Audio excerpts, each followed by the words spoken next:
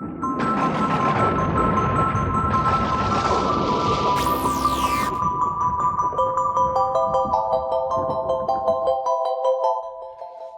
everybody. Welcome to Season 3 with Coming Out with Liz and Eddie. I'm eddieconner. And I'm lizlayug. And this is going to be a really interesting show because it's all about E.T.s and more.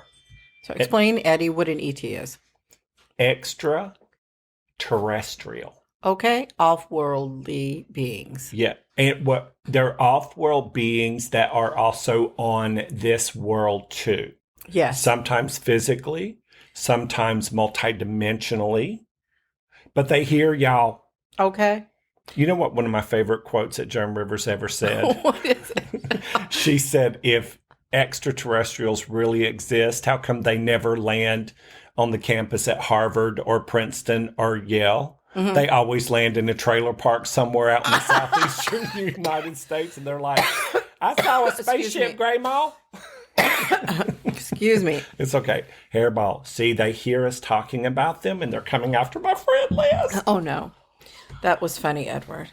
You're welcome. I love Joan Rivers. So, do you actually believe in extraterrestrials? I do. Do you believe they exist? Yes. Do you believe they're physical? Yes. Do you believe they're non-physical? Yes. Multidimensional? Yes. Here and other places? Yes. Do you think they're all nice? No. You know, that's the one thing we talked about before, that the misconception that there is that they're all good. And I think that, you know, we need to really step back and rethink this, that I'm sure it's like any other society. There are good people and bad people, ones that are, you know, are positive and there's a positive and a negative.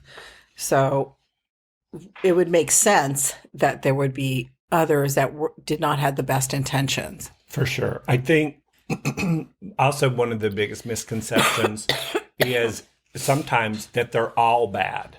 Oh, yeah, no. So it's like either side of the fence. And of course, it's going to depend on your experiences. Wow. Yeah. Did you ever see the movie The Fourth Kind? Yeah. Child, that scared me. That scared me. And I read the book Communion by Whitley Strieber. Oh, yeah, Whitley Strieber, yeah. Child, that scared me. Yeah, yeah.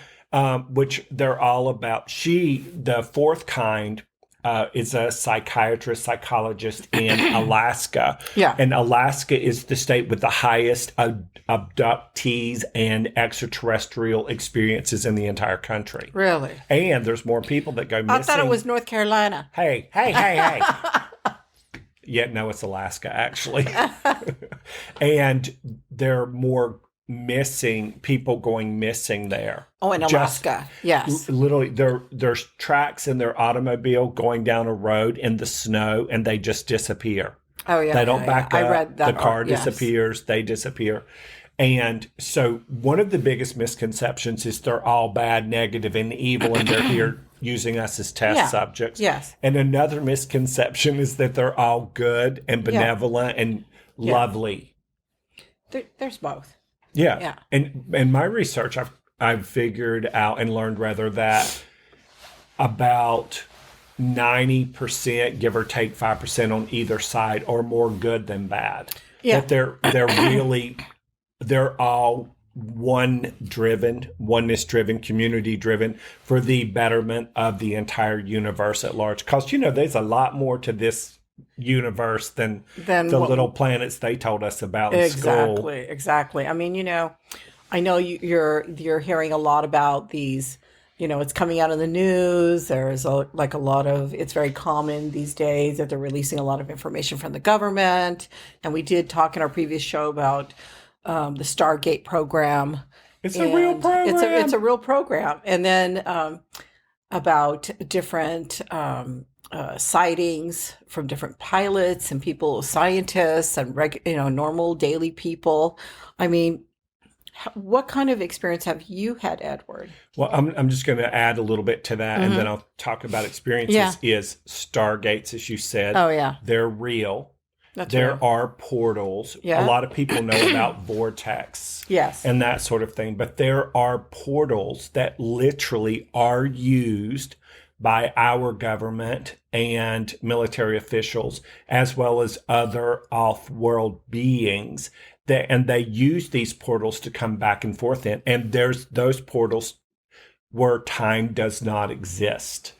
So they have to line all of that stuff up. And that's one of the reasons. Now, this is just what somebody told me. I don't know nothing, y'all, but just... There's no personal experience here. Right, not with this. But that's one of the reasons they say that the United States bombs the Middle East so hard is because they're trying to protect the number one portal on planet Earth between worlds. And it's like, now I don't know nothing about nothing, but I feel like there's a little truth to that. Yeah. Well, there's always a little truth to some of these Don't crazy you think? things. Yeah. So when you see movies about Star Wars, that reality where there's multi races of beings from other planets and other parts of the universe that come together to all hang out together, that is a reality. Well, they always talk about the Galactic Federation, that they want to bring us into very soon. And I'm sure there's a lot of membership of that has already contacted our government decades ago. Listen, there's so many great books on this subject. Yeah. Craig Campobasso has written a series of books. He identifies the species. He identifies what percentage of them are good and not good, what their modus operandi is, why they come to the planet. He also did an award-winning movie called, I think, Stranger at the Pentagon. Oh, yeah. And he rocked it out of the ballpark. So this particular being come very beautiful, like Aryan-looking. Are you talking about Thor? Thor, honey. Yeah, yes. And so he comes in and he comes to, his ship lands in, of course, Virginia. And then, why is Virginia like because it's so close hub. to Washington, D.C. Oh, I see. And then it says, take me to your leader, which was Eisenhower at the time. And, of course, the military-industrial complex got their fingers in the pie, manipulated the situation, and locked Thor in the subterranean tunnels underneath the Pentagon. And he said, I can give you the cure for the common cold. I can give you cures for cancer. I can help your planet with this, this, and this. And you know what our military said? We're not interested. Can you tell us how we can create weapons of mass destruction so we can control the other countries on this planet? Oh, Lord. And he's like, no, bitches. No, ma'am. Not today. Not on my watch. And then they tried to get him to eat biscuits and gravy because it's the South. And he's like, no, thank you. No, thank you. Yeah, I'm not going to eat it. So, but we have been visited and interacted with, and I have seen things that I didn't even know were otherworldly whenever I was a kid, and in healing sessions too. Yeah. So once I was having a session with Billy, and it was a healing session, and I see all kinds of things intuitively. And he will sometimes ask me, what are you experiencing in this area, blah, blah, blah, because I can see there's the psychic surgeons of the light. Oh, sure. Sometimes you see them coming in, working with whomever is working on you. And then this one particular time, I was laying on the table and he's doing his work, and I see 3 praying mantis-looking things. Yeah. Lift the roof of my house up like this, and they were just looking in like this, and because normally I'm very quiet and relaxed and meditative, and he's like, what? Because my energy shifted so dramatically. I'm like, WTF, EDFF, one for each. Yes. And he's like, what's going on with you? What are you experiencing? And I told him. He's like, oh yeah. He said, well, it makes sense. I'm like, I'm sorry, what? He said, it makes sense that they're outside of your house. I said, why? And he said, because I already told them in my opening prayer that they were not allowed in the room with us. Interesting. I'm like, what did you say, girl? Yeah. And so, but they were outside of my house, and I psychically saw them lift the roof up of my room and then head, like Petticoat Junction. And they would just sat up there and watched, and they stayed there the whole time. And in the same session, I saw this ant-looking thing that was about 8-9 foot tall. Yeah. So I saw the praying mantis. I've seen what they call the grays. There's the big grays. There's the medium grays. There's the small grays. And then there's the small, medium, and large grays. I'm just telling you. Okay. Yeah, okay. So what were some of your experiences? Well, tell me about you. How did you see the little grays? Whatever. I saw the little grays when I was a little boy. Uh-huh. And we had moved into a trailer. Uh-huh. And we had all of this land. So it was all woods. So we had to clear it. Yeah. And so we'd spent a week clearing it, bulldozing and everything, then pulled the trailer down there. From the first time we moved that trailer down there, at that time I had a room to myself, and then Bobby and Terry had a room before my baby brother was born. And almost nightly, I would see this thing. It was shorter than me. It was literally, it couldn't have been 4 foot tall. And if this is the frame of my door right here, this is what I would see outside of my door every night. Really? And then it would go. Really? And I'm like, no, ma'am. No, ma'am. And Have a big old head? Had a big old head, big old eyes. I've sketched it a lot. Yeah. And it finally told me its name was E.T.s. Oh, interesting. Yeah. And fast forward to, I put up with that my whole life. And then when I was in my 20s and 30s and started getting ready, so like, oh, yeah, you've been visited by the Greys and the Pleiadians. And I didn't know any of this, by the way. And I was like, oh, Lord, you cracked cuckoo. You're cray-cray. For Cocoa Puffs. And they would tell me all these experiences I had growing up and how they were other off-planet beings that were coming and observing. Yes. And I was like nuts. Fast forward to after my mom passed away, I was talking to my brother Terry, and he said, can I ask you something weird? And I said, sure. And he said, when we were little kids and we first moved into that trailer, did you ever see anything peeking into your room? We never talked about it. He said, my whole childhood, that little effer would peek around. He said, I would just throw the covers over my head. Oh, interesting. We both saw the was a same thing. confirmation. Yeah. And neither one of us knew. Yeah. How about you, child? Oh, yeah. I mean, when I was really young, I would say maybe 7, 8 years old, I remember waking up. I would get these incredible migraines. All of a sudden, I would start getting these migraines. And I would look at our window. At the time, we just moved into this new house, a new development in the San Gabriel Valley. Ooh, fancy. And not really. And so we, at the time, my parents hadn't put up any drapery or anything. And I slept with my sisters. There were 3 girls. And I had my own bed, and remember all of a sudden looking up and looking at the window, and I see this like a creature outside the window. And this went on and I'd wake up in the morning, and when I would go to bed, I'd have my blanket on like this, because it's cold in the evening. And then when I wake up in the morning, it would be gone. It'd be on the floor. But this went on for 3 days in a row. I would see the same creature outside the window. And I'm going oh, Lord, what is that? And my sisters never said anything to me. Well, you can be, there could be 3 in right there together and the other 2 not have the same experience. Yeah. So what was the thing? You know what? Honestly. What did it look like? Well, it had huge eyes and a very round mouth. And the head was huge, but it was tall. Oh, It wasn't short.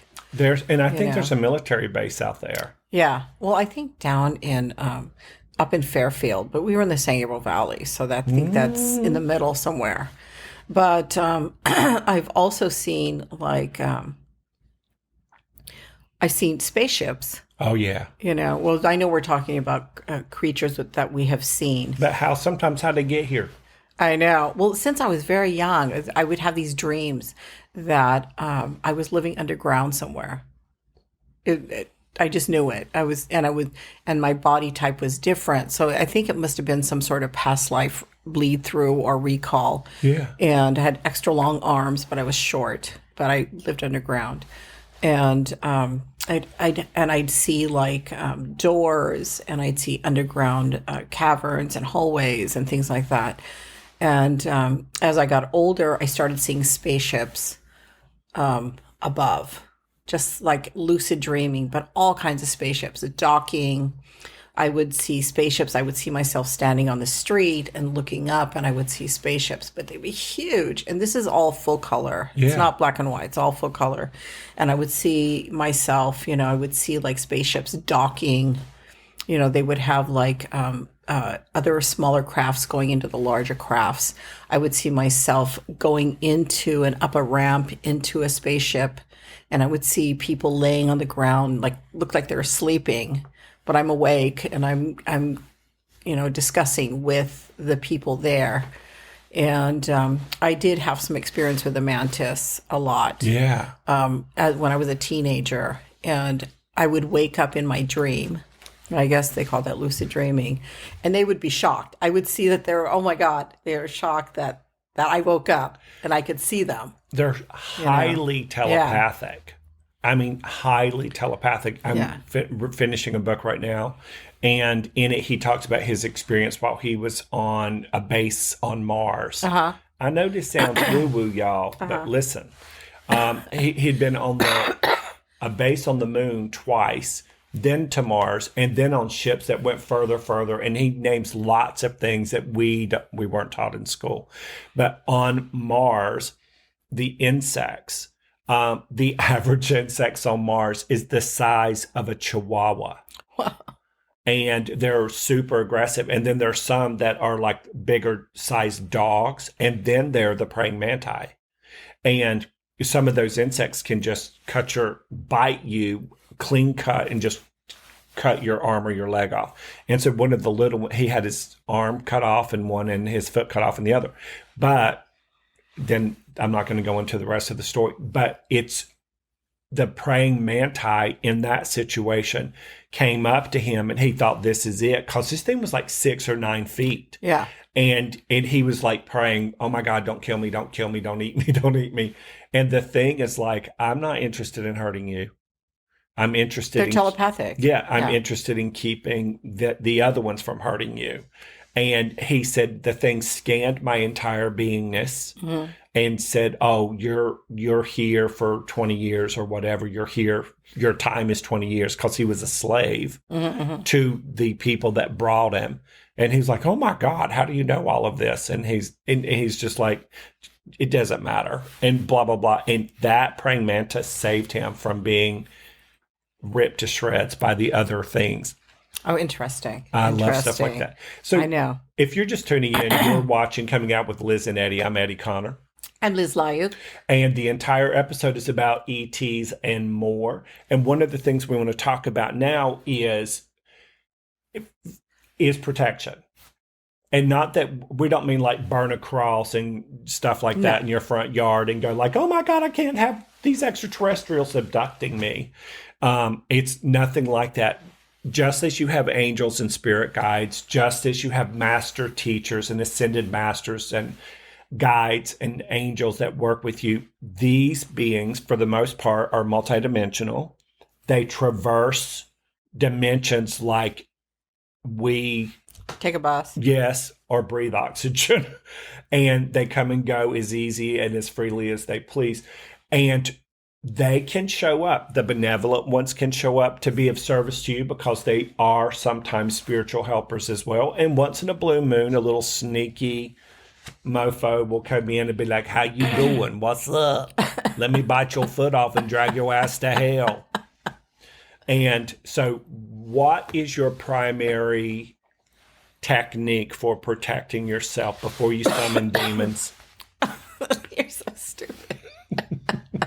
No, I mean, just in general, it just makes sense before you do any type of work, or for me, if I go into any situation, or I want to, like, for example, we talked about out of body, very similar. A lot of times people have contact with extraterrestrials or off-world beings when they're in their meditation. So I always surround myself with light and protection, and I call upon my guides to be there with me. Yeah. And that's what I do, simply that.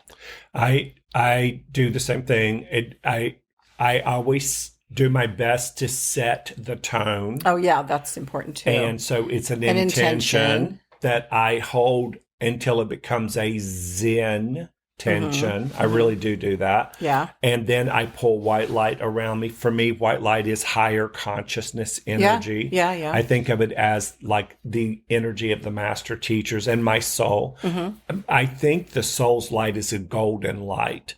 Sometimes I'll throw in some little gold sparkly stuff or something. Okay. Like I've got a big old flashy mirror ball inside my solar plexus. And I get myself centered and grounded. And then with my intention turns into a Zen tension. And when I feel aligned, then I say my prayer. And then I'm being very clear in that prayer exactly what Absolutely. I want. And I don't sit there and go, I don't want no Luciferian scare stuff. I don't do that. No. I say I am bringing in the light and love of the universe. That's right. The alignment of God and all that is. Buddha, Christ, Archangel Michael, Saint Germain, Gabriel, Raphael, and Uriel. Yeah. Child, I call them all of them. They so sick of me. And they're like, here you go again. So good. And then, so I say my prayer, and then I will go out and do either whether it's a psychic reading or exploration. Yeah, exactly. It's all of that. And then after the reading or after the exploration, after the meditation, whatever it is, I then close the circle of light. And I literally say I am sealing the session, closing the session, and ending the session in the divine white light of God and all that is, so that we leave it more healed, whole, and healthy than we came, and more seen, heard, received, and aligned with the divine than we were before. Yeah, I agree with you. Because we fancy pants here, y'all. You know, I want to ask, I know that we touched on lightly about spaceships. Have you ever seen a spaceship when you were here? Have I ever seen a spaceship while I was here? I mean, you know, in your experience here on Earth, have you seen 5. Really? Tell me about one. I've seen 5. So much happened to me in the 7th grade. That's okay. Because maybe that was a pivotal moment. It was huge. In your development, you know. Because we moved out of state, Mama left Daddy, all of this stuff. We were homeless, honey. We were sleeping on a floor behind a wood stove at Sally B's house. Break me 3 switches. And because Jesus wants to talk to you. So we were homeless. We were... but you were living with your grandma. No. We were living with my Uncle Billy and Aunt Jeanette in Sophia, North Carolina. So it's all red mud and trailers. And they had a double wide. And we stayed in the room in the back of the trailer. Me and my 3 brothers, and my baby brother was with my stepdad at the time. And we were outside playing one night, and we saw 3 V-shaped craft. Wow. Not making one single sound. And, you know, we were poor, y'all. So, I mean, if I dug one more potato up out the ground, I was going to kill somebody. But we had potatoes handy, and we were throwing, they were so low. We were throwing rocks and potatoes at them. And the lights on the bottom of each V, they were flying in a big V formation. And so 1, 2, and 3, the lights, the colors, I've never seen those colors, weren't making a single sound, and everybody in town saw it for whatever reason. It was a summer night or something. The next morning, they talked about it on the radio and the local news show, the TV news. And within 20 minutes of them talking about it, dead silence. No information. Nothing. You know what they said it was? A weather balloon. A weather balloon. See? How the F are 3 V-shaped crafts flying so low? And they're weather balloons. Exactly. That's ridiculous. What? So that was my first 3. And then I saw one when I was in the 11th grade in color guard. We were out on the asphalt. We were practicing, the rifle squad was. Yeah. And I looked up and I saw this pinpoint of light up in the sky. I was like, what is that? And somebody said, oh, that's Venus. And Myra said, no, that's Venus. And we were like, and we got to watching it. We paid attention to it. It was a beam of light, broad daylight. It was big. It was way bigger than Venus. And it went whoop, whoop, Yeah. It was gone. And I came home. I was like, Mom, I saw a UFO. And she's like, oh, Eddie, you're my strange child. And that was on Thursday. Yeah. And then Soapy came home Friday evening, and Mom and him went out and had their date, and then came back. And she said, go tell Soapy what you saw on Thursday. So I went and told Soapy what I saw. Soapy was a surveyor. Mm-hmm. So when you go and you're passing all of those big forests and fields where the power lines go through the middle of the woods, he's the one that was sent in with his team to survey that before they mowed down one piece of grass. Yeah. And they were out surveying, and one of the guys said, is that Venus? And they went, nope, that's Venus.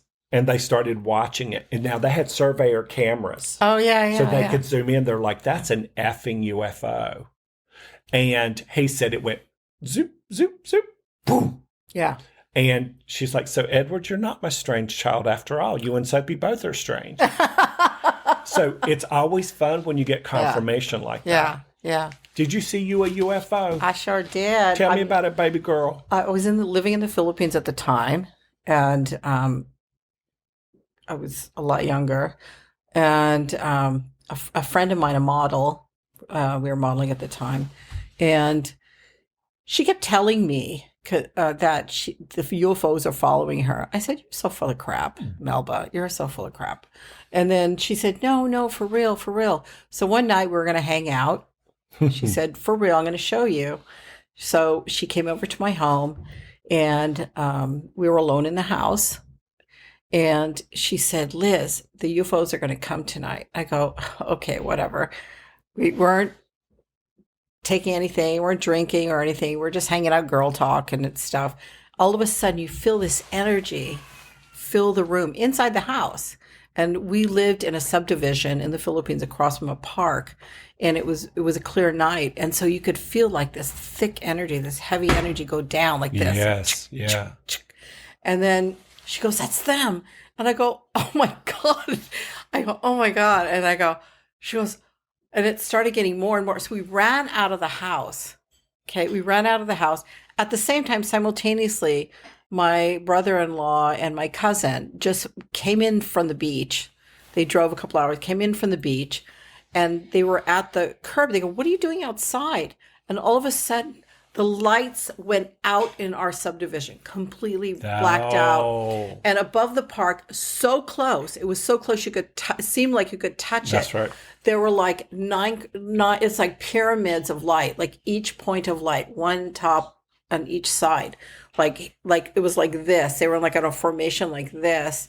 And it was like that. It was amazing. So anyway, long story short, they went across the sky like this.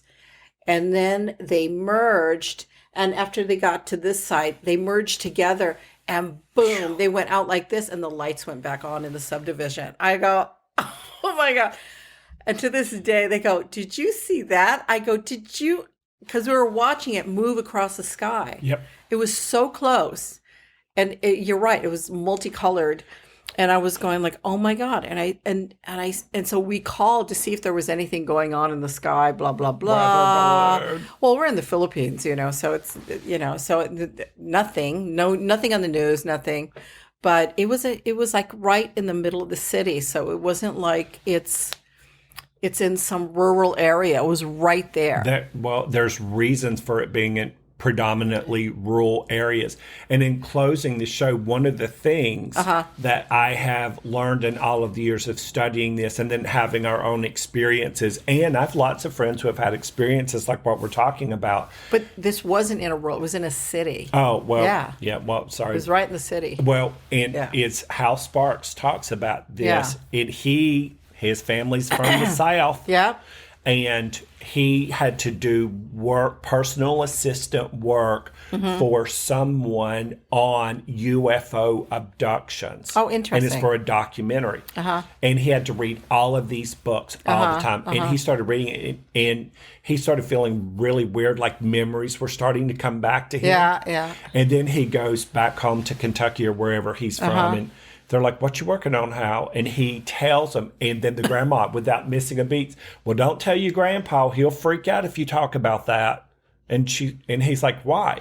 Because in his research, he discovered that they follow the lineage of the family. Oh, yeah. So if somebody's extra creative, extra intuitive, extra sensitive, that's the person they follow. But they follow the great-grandfather, the grandfather, the father, and the son. Oh, interesting. And they do that. And then she told the grandpa, and the grandpa sat him down and told him these huge stories. I mean, they thought it was the end of the world. Mm-hmm. He went and got a shotgun, as people do in the South. And they're sitting out there just waiting. And these things happen, but they are not talked about. They're not usually shared. No. And what they're sharing right now, don't show me video footage from 50 years ago. Yeah. When it looks like you're playing Nintendo from 1972 and there's a dot running across your screen that moves faster than my farts after I've had a hot dog. Don't do that. I want to see the real stuff now. What's happening now? Yeah. Oh, big reveal. Look what happened 50 years ago. Don't do. No. We're smarter than that, people. Yeah. So, I'm Eddie Conner. And I'm lizlayug. And you've been watching Coming Out with Liz and Eddie, and we can't believe we in season 3, y'all. I can't believe it. The next show is on recognizing patterns that work for you and not against you. And remember, until we meet again, to keep your thoughts, feelings, and frequencies high, fast, and pure so that you can unlock the universe within. Thanks, y'all. Thank you, everybody.